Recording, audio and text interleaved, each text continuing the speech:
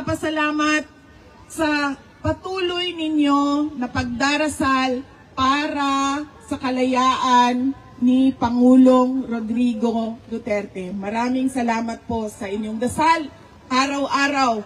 Hindi lang dito sa Australia, sa buong mundo at lalong-lalo na sa Pilipinas. Napakarami po nang nagdadasal na siya ay maibalik na sa Davao City at sa Pilipinas. Ang pangalawang pagpapasalamat ko po ay mula po sa akin.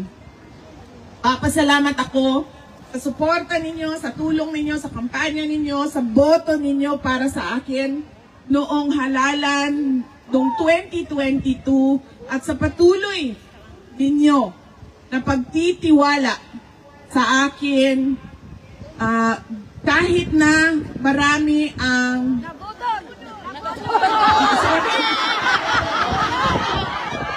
sorry.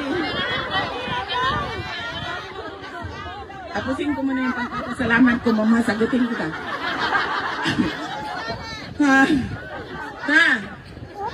Kahit sa mga atake at pagpapahirap sa tanggapan ng pangalawang Pangulo, ay nandyan pa rin kayong lahat para suportahan ang aming mga programa, ang aming mga proyekto, at ang aming opisina, kasama na ang aking mga kasamahan sa Office of the Vice President. Maraming salamat po sa inyong lahat.